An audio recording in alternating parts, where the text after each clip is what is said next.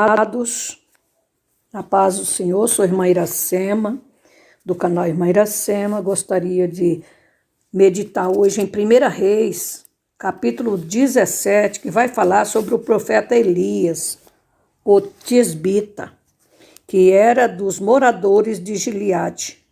O seu nome significa Deus é Senhor. Ele é considerado um dos maiores profetas. É trazido à cena bíblica pelo Espírito Santo, sem algazarra e sem apresentação. Disse a Acabe: vive o Senhor Deus de Israel, diante do qual eu estou, que não haverá chuva nem orvalho nestes anos, a não ser pela minha palavra. Os sacerdotes idólatras, sem dúvida, afirmavam que Baal tinha o domínio sobre a natureza e o controle absoluto sobre as nuvens e a chuva. Elias demonstraria o fato de que foi o Senhor quem criou e ordenou os elementos, e não Baal. A capacidade de Baal para contradizer aquela afirmação de Elias provaria a impotência dele, de Baal, como Deus, e a sua inutilidade em suas reivindicações. Aqui no versículo 2 do capítulo 17, diz assim: e depois a palavra do Senhor veio a Elias, dizendo: em tudo isso que fez Elias foi guiado pela palavra do Senhor, e qual não poderia falhar. A qual a palavra do Senhor não pode falhar. O 3 diz assim: aparta-te daqui, o próprio Deus falando com Elias, e vai para o oriente e te esconda no ribeiro de Querite, que está diante do Jordão. Querite significa separação. Embora Elias estivesse em Israel, o que nessa época seria notoriamente ruim, ele estaria separado da impureza da nação. E é isto que o Senhor desejava. Como crentes, devemos estar no mundo, mas não sermos do mundo.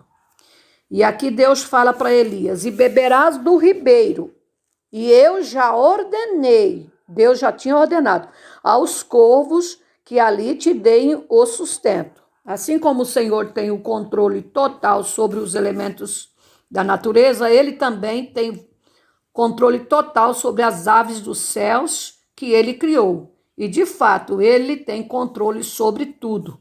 Quando nós confiamos em seus recursos, temos a garantia de uma provisão ilimitada. Deus é o Deus Jeová Jiré, o Deus da providência. E Elias foi e fez conforme a palavra do Senhor, pois se foi e assentou junto ao ribeiro de Querite, que está diante do Jordão. E os corvos ali lhe traziam pão e carne pela manhã e pão e carne à tarde, e bebia do ribeiro. Negar isto é negar o fato de que Deus tem controle total sobre a sua criação. Leremos aqui o 7 também. E aconteceu que, passados alguns dias, secou o ribeiro, porque não tinha chovido sobre a terra. Exatamente quão longo foi esse período? Não nos é dito, é quase certo, entretanto, que foi por mais de 2 anos que o profeta morou ali. E veio a ele a palavra do Senhor, dizendo: levanta-te e vai a Serepta de Sidom, e ali morarás. E eis que eu tenho ordenado ali uma mulher viúva que te sustente. Esta mulher era irmã, uma gentia. E como veremos, era uma gentia.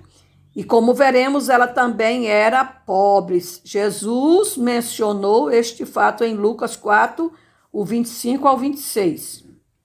Então se levantou ele e foi para Serepta. E quando chegou à porta da cidade, eis que uma mulher viúva, que estava ali, recolhia lenha.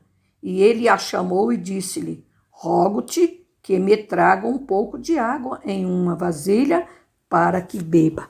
Amados, aqui nós vemos o relato do profeta Elias, que é considerado o profeta do fogo, porque ele orou e o Senhor mandou fogo do céu para queimar o holocausto que estava, o altar que estava arrumado, com 12 pedras, conforme as tribos de Israel, dos filhos de Jacó.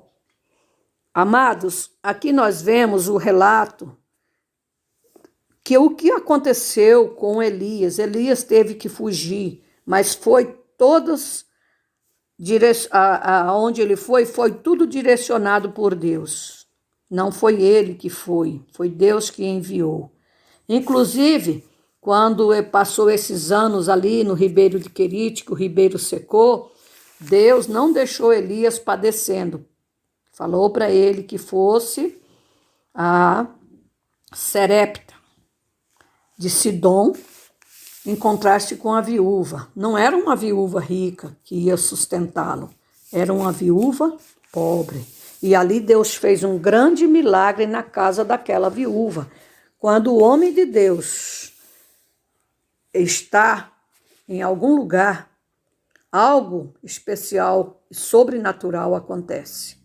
A viúva não estava esperando aquela visita, muito menos aquele milagre, porque ela mesmo declarou que ia fazer o bolo, ia comer com seu filho e ia morrer, porque ela tinha um pouquinho de farinha, um pouquinho de azeite.